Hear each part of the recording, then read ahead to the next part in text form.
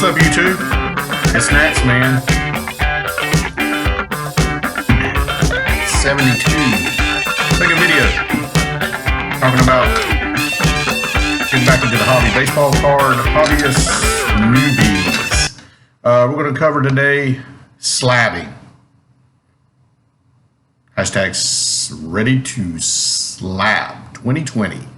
That's a new thing. Came back in the hobby, didn't know what slabbing was. Knew what grading was to a certain extent, but that what it means is that you take a said base card,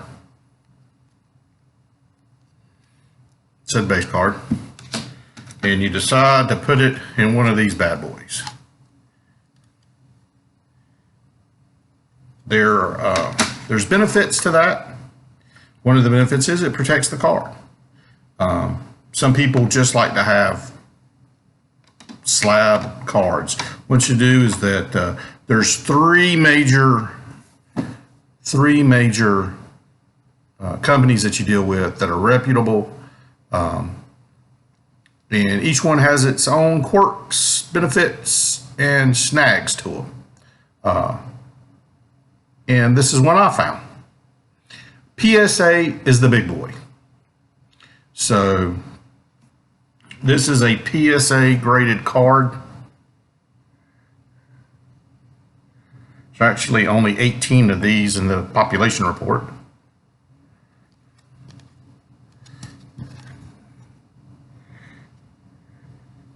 The PSA. All right, it's barcoded. Scan on the back. And this own group tends to fit with the same makers. Slabs. This is the slab. To put said card into this is slabbing. All right. Your PSA, like I said, they're the big boys. They command the lion's share of the market. And it's good and bad. You're going to hear some terms called Slabgate. What that is that there were some dealers, some individuals, groups of individuals acting in conjunction with each other possibly. It's not known, but there tends to be a list that's going around of who these people are or what organizations they are, buying up cards, and they are taking especially old vintage cards and trimming them where there's soft edges on the corners, or if it looks like the centering is out, they're cutting them down to such a precise measurement that it's not being seen for some reason by professional graders. So PSA is involved in that. The Federal Bureau of Investigation is investigating them still. There hasn't been any information really new released since the National. There's a video out there where they're confronted at their booth at the National, and you can tell the poor one guy's a new guy. He don't know what the heck's going on. But you can look that up. It's with the auction house, or what you would have thought was a reputable auction house selling these items at auction. And a lot of people have the belief that PSA was in on it. I don't know. I've got my thoughts on it, and I'm not going to share it here. But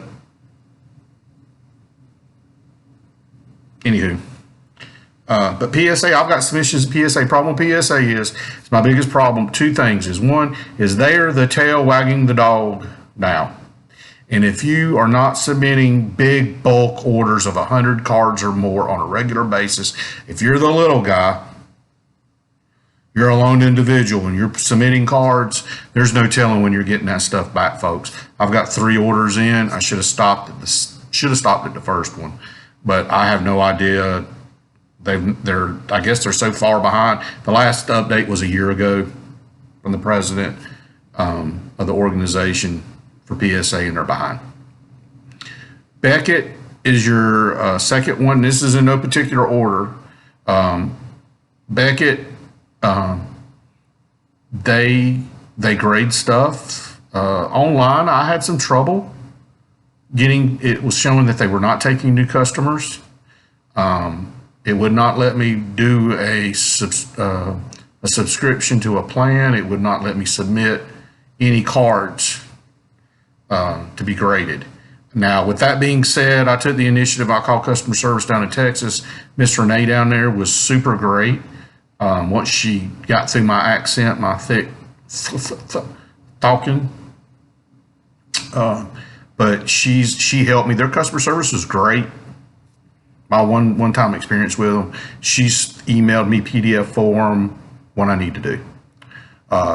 Beckett is there's some people that don't like Beckett for, I don't know why. I guess because they're not PSA. I don't know why. I'm trying to keep this under 10 minutes, y'all. We're at 6:04. But Beckett's cool. I think you need to diversify your cards if you're going to grade them. You don't need to be holding all your eggs in one basket with PSA. But know that on these timetables with these grading companies, the sheer volume of cards that they have coming in turnaround time is going to be slow. Hopefully I'll get my cards back from PSA by October ball of 2021. The other one is SGC. I like them. I like them a lot. Main thing is PSA, you got to be a member, and Beckett, you need to be a member to submit cards. And then SGC, you do not. Those are your three. You go outside of those three folks, don't grade it. They're not reputable. I don't care how much, if it's $3 a flipping card, don't do it. But it's $10 a card with SGC. I've made my third order with them last night, all within a week.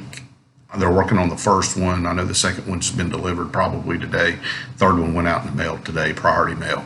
They called, let me know that they had it, got an email. Actually, they don't do autos.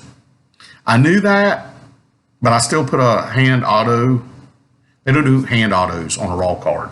If it's a sticker auto, like from Topps or Bowen, and it's certified or MLB certified sticker auto, they grade it. But otherwise, if you're like going at the ballpark,